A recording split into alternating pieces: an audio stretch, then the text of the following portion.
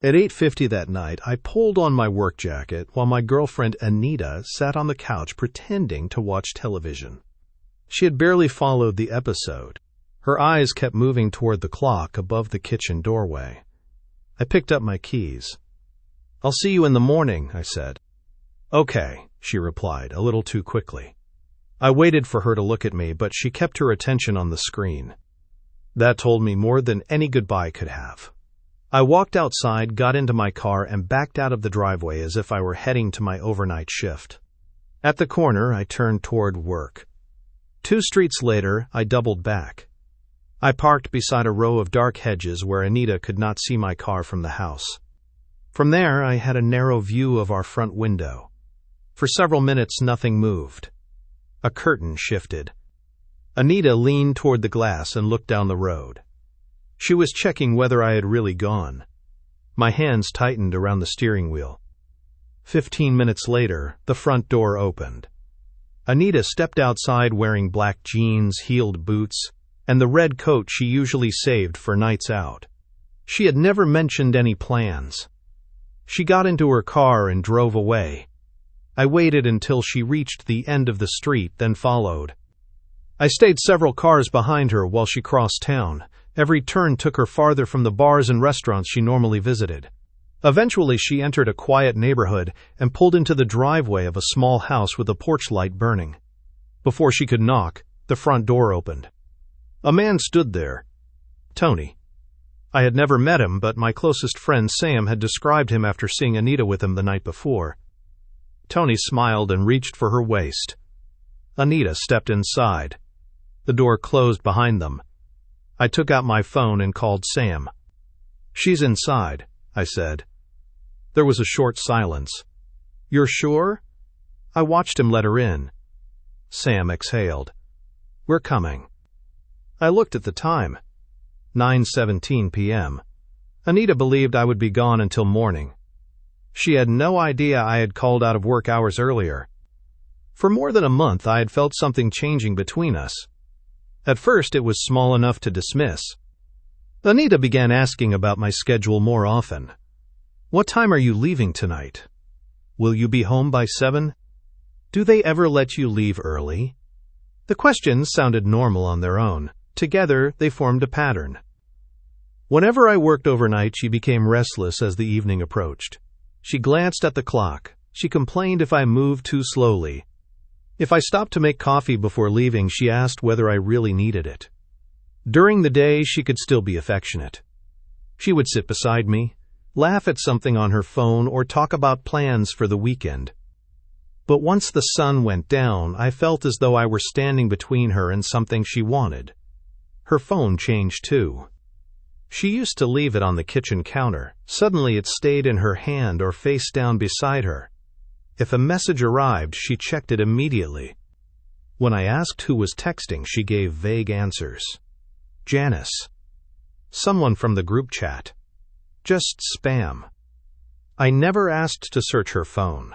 I did not want a relationship where I had to inspect someone's private messages just to feel secure.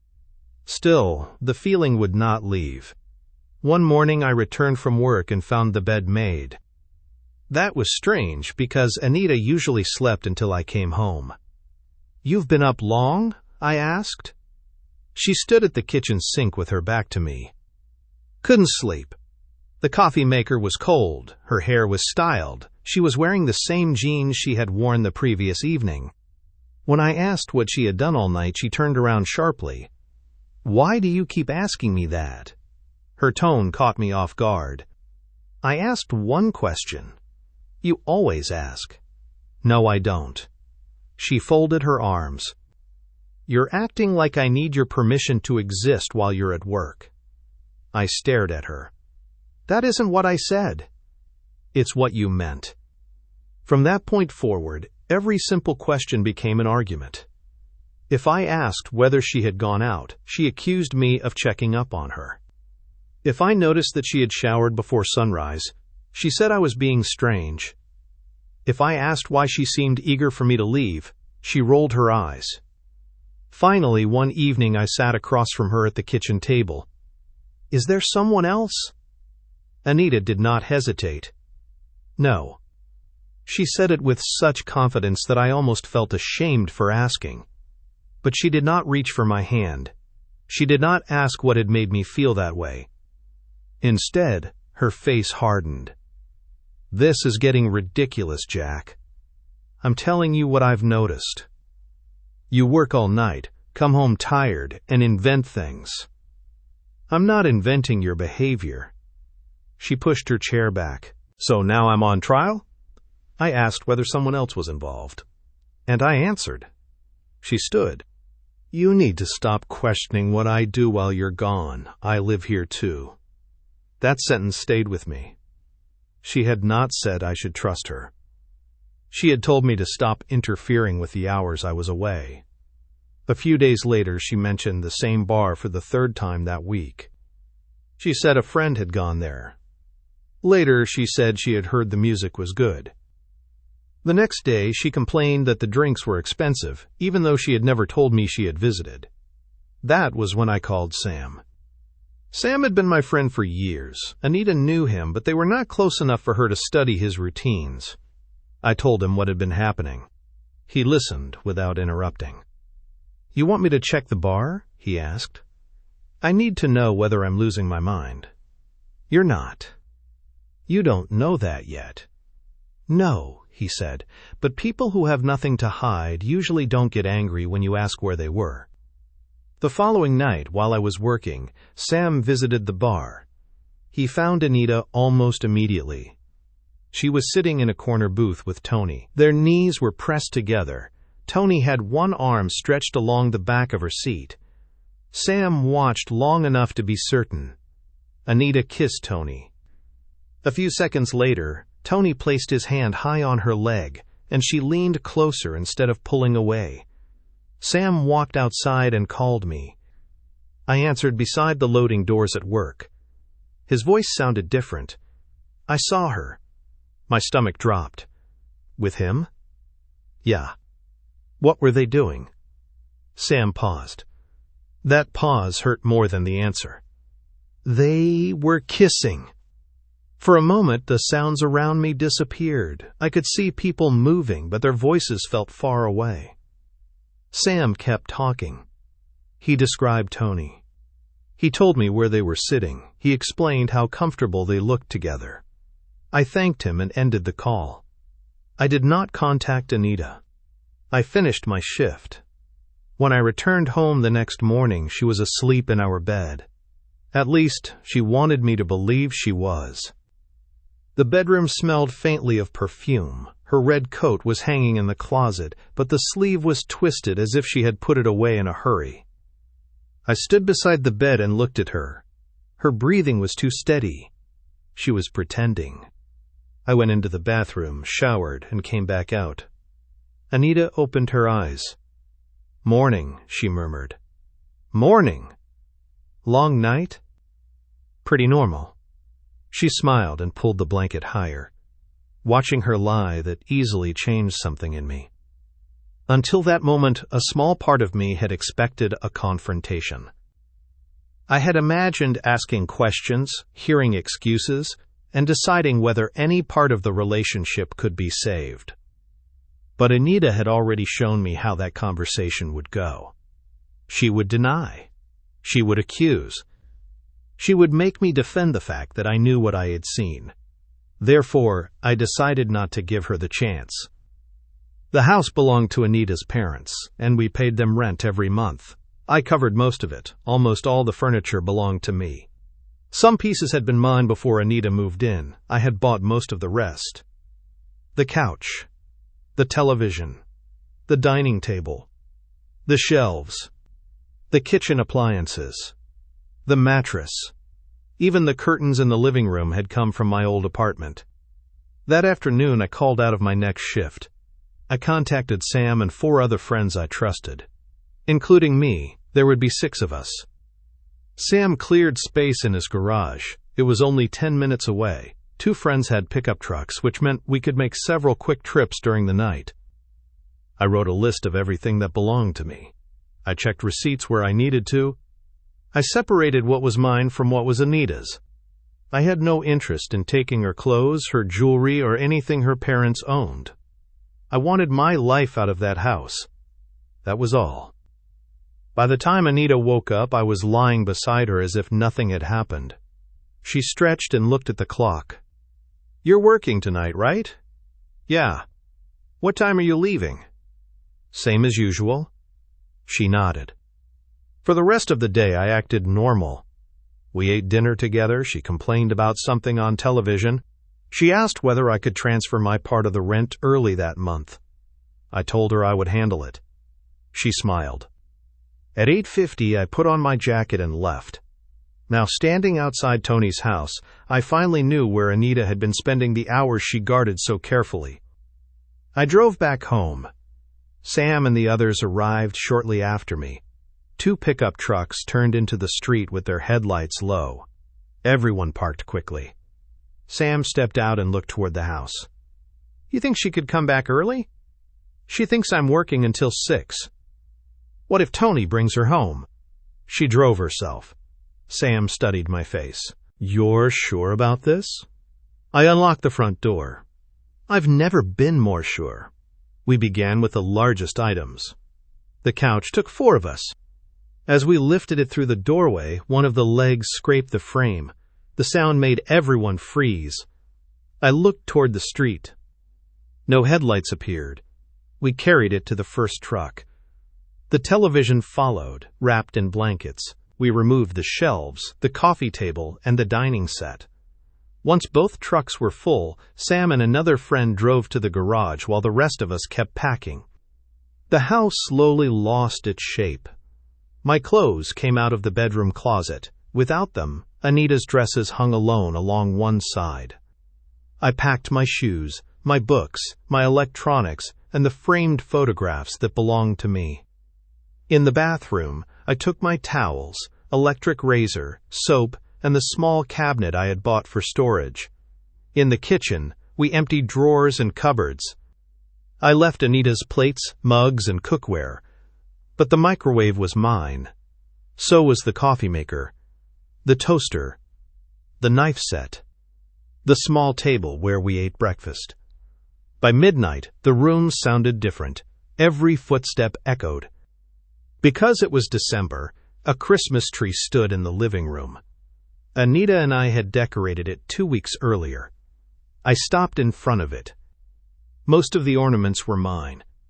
Some had been given to me when I was a child. Others came from my mother, my aunt, or old family Christmases. A few were decorations I had bought after Anita and I moved in together. I removed them one at a time. A wooden train. A silver bell with my name engraved on it. A faded snowman I had made in school. A small glass house Sam had given me as a joke after I moved out of my first apartment. Anita's ornaments remained on the tree. Without mine, the branches looked bare and uneven. Sam stood behind me. "You okay?" I placed the silver bell into a box. "I will be." The last thing we handled was the photographs. I packed the ones that belonged to me. Several shared pictures remained in frames Anita had bought. Others were attached to the refrigerator with magnets. I left the frames. I left the photographs. But I cut myself out of every displayed copy. In one picture, Anita stood beside an empty white space where my body had been.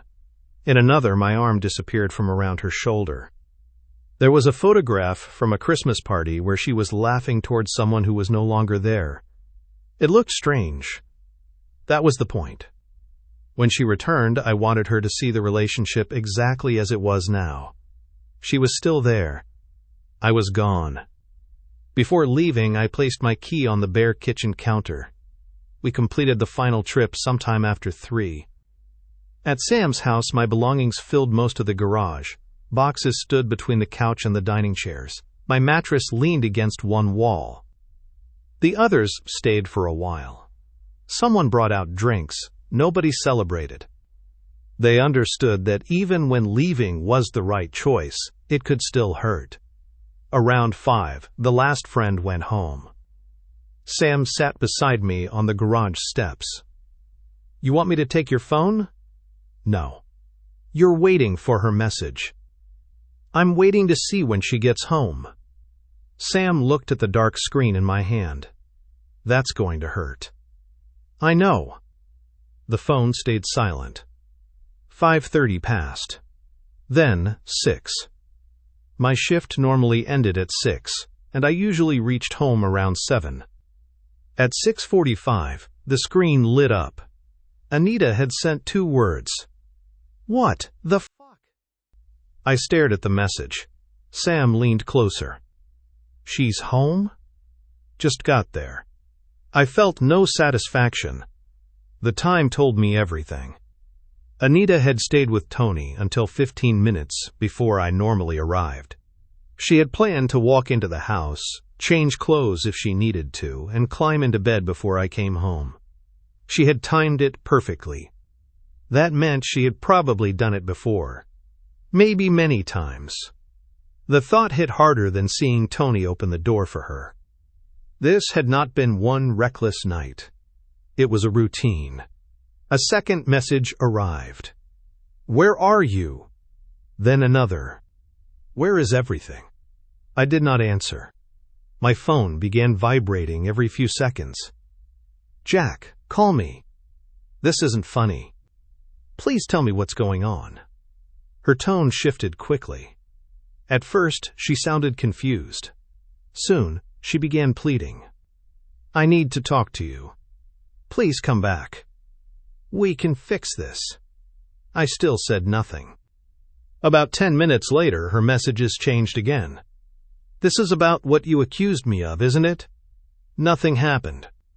You've been paranoid for weeks. You can't just empty the house because you imagined something. Sam read the messages over my shoulder. She's arguing with herself. That was exactly what she was doing. I had not accused her in a single message. I had not mentioned Tony. I had not told her Sam had seen them at the bar. Because she did not know how much I knew, she kept changing her explanation. First, nothing had happened. A few minutes later, Tony was only a friend. After that, I had misunderstood the situation. Then she accused me of invading her privacy, even though I had never searched her phone. Her panic slowly turned into anger. You are acting like a child. You left without even talking to me. You always do this. You make everything about you. I almost laughed at that one, but the feeling disappeared quickly. She had spent weeks building a secret life around my work schedule, yet she still expected me to arrange the breakup around her comfort. I placed the phone face down. It vibrated again. Sam picked it up and looked at the screen. You need to see this. He handed it to me. Anita's latest message read, He's just for fun. I love you. I read it twice. She had finally admitted Tony existed. She had done it by trying to make him sound unimportant, as if the problem was that she cared about him, as if sleeping with someone for fun was supposed to hurt less. I typed my first response. Oh look, you finally admitted something. We're done. I sent it. Her reply came almost immediately. That is not what I meant. Then, you twisted my words. Then, come back here and talk to me like an adult. I locked the phone. There was nothing left to discuss. Later that morning, I called Anita's parents. Her father answered. I told him Anita and I were finished because she had been seeing Tony while I worked overnight. I explained that I had removed my belongings and would no longer be paying most of the rent on the house. He remained quiet for several seconds. Are you sure? He asked. Yes. Did Anita admit it? She did this morning. He sighed. They had counted on my rent payment. Anita could not afford the place alone, and her parents were already struggling to cover the remaining costs. I did not argue with him. I did not demand that he punish her. I simply told him I would not support the house anymore. That part of my life had ended with the relationship. Over the next few days, Anita appeared outside Sam's house more than once. She knew I was there because my car was in his driveway. The first time she sat in her car and called repeatedly. The second time she stood near the driveway and shouted my name. Her reasons kept changing. She wanted to apologize. She needed to explain. She wanted to know what she was supposed to do about the house. I stayed inside. On her final visit, Sam walked outside and told her she had to leave. He warned her that if she returned, he would call the police. She left. She did not come back. I stayed with Sam until I found a smaller place of my own. Anita's parents eventually decided they could not keep the house under the same arrangement. Once the last mixed belongings were separated, I blocked her number. The aftermath was quieter than the night we emptied the house. That suited me. I had once believed the worst part would be finding out where Anita went after I left for work. What stayed with me was how carefully she planned to return before I came home, as though my trust were only another part of her schedule. She had counted on my silence, my routine, and my willingness to keep believing her. That night I stopped waiting for the truth from her and stepped out of the lie she had built around me. If this story pulled you in, leave a like and subscribe for more stories where betrayal finally meets a consequence nobody expected.